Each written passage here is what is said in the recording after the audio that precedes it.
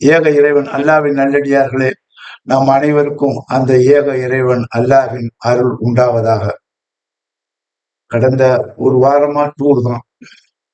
அதுல முக்கியமா ஒரு நிகழ்ச்சி என்னன்னா, நம்ம கூத்தாநல்லூர்னு இருக்கு, திருவாரூர் டிஸ்ட்ரிக்ட். கூத்தாநல்லூர் தஞ்சாவூர் டிஸ்ட்ரிக்ட், திருவாரூர் பக்கம் கூத்தாநல்லூர். அந்த கூத்தானூர் பக்கத்துல பூதமங்கலம்னு ஒரு ஊர் இருக்குது. அந்த பூதமங்கலத்துல ஒரு ஆய்வாளர் இருக்காரு. அவர் பேரு சபியா நூர். நல்ல ஒரு ஆய்வாளர், சிந்தனையாளர். அவர் ஒரு எத்திஸ்ட், கடவுள் மறுப்பாளர். அவர் நான் அந்த ஊருக்கு போனதை தெரிந்து என்னை பார்க்கணும்னு சொல்ல, நானும் நீங்க வரவன நானே போறேன்னு சொல்லி அவர் வீட்டுக்கு போனேன். கிட்டத்தட்ட ஒரு 4 மணி நேரத்துக்கு மேல பேசின அவர்கிட்ட. ஏன்னா அவர் ஒரு சிறந்த ஆய்வாளர், நல்ல ஆய்வு பண்ணியிருக்காரு.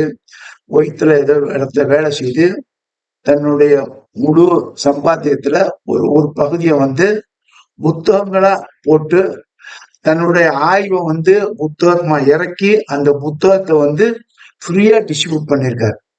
அதுல அவர் எனக்கு கொடுத்த புத்தகம் தான் இந்த புக்கம், மறுபக்கம்.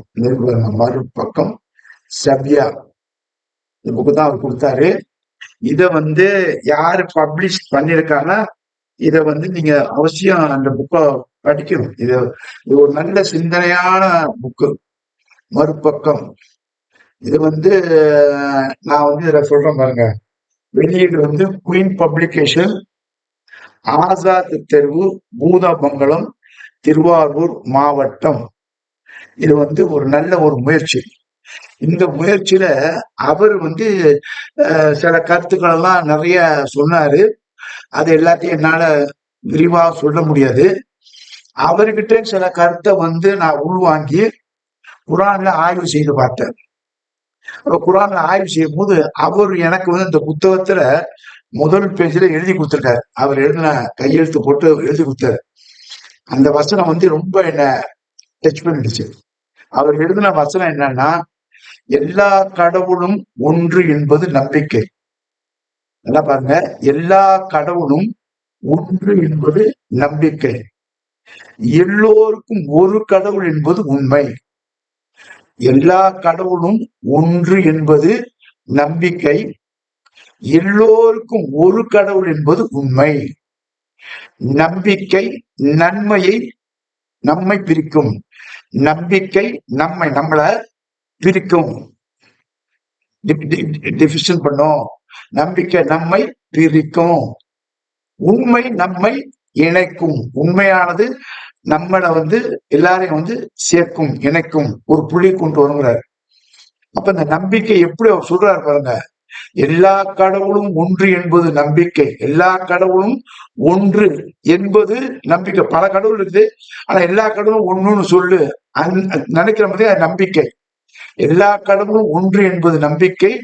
எல்லா மக்களுக்கும் ஜாதி, இனம், மொழி, நிறம் இவை எல்லாம் அப்பாற்பட்டு எல்லா மக்களுக்கும் ஒரு கடவுள் என்பது உண்மை.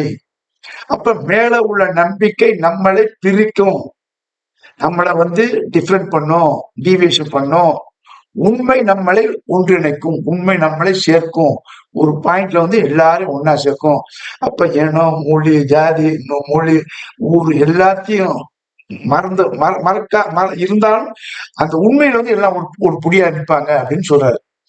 இதை பார்த்த உடனே குரான்ல ஒரு ஆயத்து ஒண்ணு எனக்கு ஞாபகத்துக்கு வந்தது. உடனே அது ரெஃபரன்ஸ் எடுத்து பார்த்தேன். அப்ப இவர் நான் சொல்றாரு பாருங்க, நம்பிக்கை என்பது நம்மை பிரிக்குங்கிறார், உண்மை நம்மளை சேர்க்குங்கிறார். அப்ப நம்பிக்கைக்கு கடவுளை ஒரு உதாரணம் சொல்றாரு, அதே கடவுளை உண்மைக்கும் ஒரு உதாரணம் சொல்றாரு. நம்பிக்கை என்பது நம்மளை பிரிக்கும், உண்மை என்பது நம்மளை ஒன்று சேர்க்குங்கிறார். அப்ப இதை ரொம்ப யோசனை பண்ணி நான் பார்த்தேன். அப்ப அல்லாஹ் சுப்ஹானஹு வ தஆலா தன்னுடைய வார்த்தைகளை எப்படி சும்மா ஆயாங்கிறான். ஆயா என்பது வசனம், சிங்கிள் வார்த்தை. ஆயா என்பது வார்த்தை. ஆயத்து என்பது புளூரல், பன்மை. அப்ப ஆயா, ஆயத்துகள், சிங்குலரு, புளூரல். ஒரு கிராமருக்கு நான் சொல்றேன். இது ஏன் அப்படின்னு நான் சொல்றேன்னா, ஒரு குரானுடைய ஒரு வார்த்தை எடுத்தீங்கன்னா அது அல்லாவுடைய வார்த்தை தான். ஒரு வார்த்தை எடுத்தாலும் ஆயா எடுத்தாலும் அல்லாவுடைய வார்த்தை தான். ஒட்டுமொத்த வசனங்கள் எடுத்தாலும் ஆயத்துக்கள் எடுத்தாலும் அதுவும் அல்லாவுடைய வார்த்தை தான்.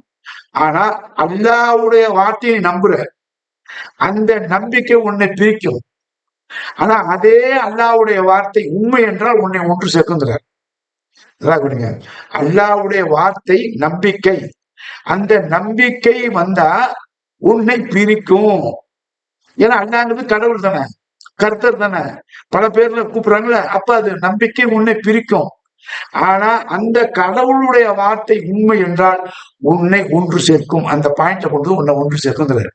அப்ப இதைத்தான் நான் நானே சொந்தமா ஆய்வு பண்ணி இப்படியே படிச்சுக்கோங்க. ஒரு ஆயத்து ஒண்ணு வந்துச்சு. அந்த ஆயத்து என்னன்னா 88வது அத்தியாயம். 88வது அத்தியாயத்துல நீங்க பாத்தீங்கன்னாக்கா 88வது அத்தியாயம், அதுல ஒட்டகம், அது ஒட்டகத்தை பத்தி இறைவன் பேசுறான். 88வது அத்தியாயத்துல இறைவன் ஒட்டகத்தை பத்தி பேசுறான். அப்ப அந்த ஒட்டகத்தை பத்தி பேசும்போது எப்படி பாருங்க, வசனம் அத்தாட்சி. அந்த வசனத்துக்கு அத்தாட்சின்னு ஒரு பேரு. ஆயா என்பது சிங்குலரு, ஆயத்து என்பது புளூரலு. அது வார்த்தை.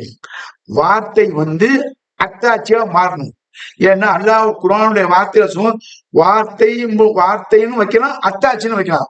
அப்ப இந்த வார்த்தை அத்தாட்சியில வந்தாதான் நமக்கு பிடிப்பு இருக்கும், உண்மை நம்பிக்கை உருவாகும். நல்லா வார்த்தை என்பது தியரி, அத்தாட்சி என்பது பிராக்டிக்கல். அப்ப தியரியும் பிராக்டிக்கல் சேர்ந்தாதான் அந்த ஈமான் நம்பிக்கை நமக்கு உண்மைங்கிறது வலுப்படுத்தும். அந்த உண்மைதான் நம்மளோட ஈமான ஸ்ட்ராங் ஆகும், நம்பிக்கை ஸ்ட்ராங் ஆகும். அப்ப நம்பிக்கை தான் அடிப்படையில் இருக்கணும், உண்மையின் அடிப்படையில் இருக்கணும். அப்ப உண்மையின் அடிப்படையில் நம்பிக்கைனா உன் நம்பிக்கை சரிஞ்சிடும், அது உன்னை பலகீனமாக்கிடும், உன்னை பிரிக்கும், உன்னை டல்லாக்குங்கிற. அப்ப இதுக்குதான் இந்த ஆயத்தை எடுத்து நான் படிக்கும் போது ரொம்ப சிந்திச்சு பார்த்தேன். அப்ப இந்த வசனத்துல 88வது அத்தியாயம் 17வது வசனத்துல அல்லாஹ் சொல்றான் பாருங்க, அப்பலா எல்லுரூன, அப்பலா எல்லுரூன இலல் இப்லி கைஃப குலிகத்து. இந்த ஒட்டகத்தை பார்த்தியா, கண்ணால பார்த்தியா, இந்த ஒட்டகத்தை பாரு, அது எவ்வாறு படைக்கப்பட்டது. இப்போ நல்லா பாருங்க, அப்பலா எல்லுரூன இலல் இப்லி கைஃப குலிகத்து. இது தியரி, வசனம், ஆயத்து, பல வசனங்கள் வார்த்தைகள் சேர்ந்து ஒரு வசனமா இருக்குது. அஃபலா ஒண்ணு, எல்லூருன பாத்தியா, பாக்குறியே, இது இப்லி அந்த ஒட்டகம், கைஃப குலிகத்து எப்படி படைக்கப்பட்டதுன்னு. அப்ப இந்த ஆயத்து, இந்த வசனங்கள் வசனங்களா இருக்குது. இந்த வசனங்களை அல்லாஹ் சுப்ஹானஹு சொல்றான், ஆயத்துன்னு ஒரு இடத்துல சுட்டி காட்டுறான். ஆயத்துன்னு அத்தாட்சி. அப்ப இந்த வசனம் அத்தாட்சியாவும் மாறுது. அத்தாட்சியா மாறினா பிராக்டிக்கல் வைக்கணும். அப்ப தியரியில அல்ல எழுதுறான், இந்த குர்ஆன்ல எழுது நம்ம காட்டுறான், இந்த ஒட்டம் எவ்வாறு படைக்கப்பட்டது, இது தியரி எழுத்து வைக்குது. அதே ஆயத்து அத்தாட்சி ஆக்கலாம், இந்த ஒட்டகத்தை படைச்சு அது நம்ம கண்ணு மூலா நிறுத்தி இந்த பாருங்க ஒட்டகத்தை அப்படிதான். அப்ப இந்த ஒட்டகத்தை பார், இது எவ்வாறு படைக்கப்பட்டது என்பது சொல்றது வசனங்கள். அந்த ஒட்டகத்தை படைச்சு இந்த வசனத்தை தோதா கொண்டு நிறுத்தலாம் பாருங்க, அது ஆயத்து, பிராக்டிக்கல். அப்ப வசனமும் பிராக்டிக்கலும் சேர்ந்துதான் ஆயத்து. அப்ப இந்த ஆயத்தை அல்லாஹ் சுப்ஹானஹு அத்தாட்சியா காட்டுறான். அத்தாட்சி தன்னுடைய வார்த்தைகளுக்கு ஒரு பிராக்டிக்கல் கொடுத்து உறுதிப்படுத்துறான். இத அல்லாஹ் தஆலா இன்னொரு இடத்துல சொல்றான் பாருங்க, இத மறுக்கிறவனை பார்த்து சொல்லுவான். இதெல்லாம் நம்ம கொஞ்சம் தெரிஞ்சுக்கணும், அதுக்காக தான் நான் சொல்றேன். இத மறுக்கிறவங்களை பார்க்கும்போது அல்லாஹ் சுப்ஹானஹு வ தஆலா சொல்றான், இந்த ஆயத்தை எவர் மறுக்கிறார்களோ, இந்த ஆயத்தை எவர் மறுக்கிறார்களோ, அதாவது 7வது அத்தியாயம் 40வது வசனம்.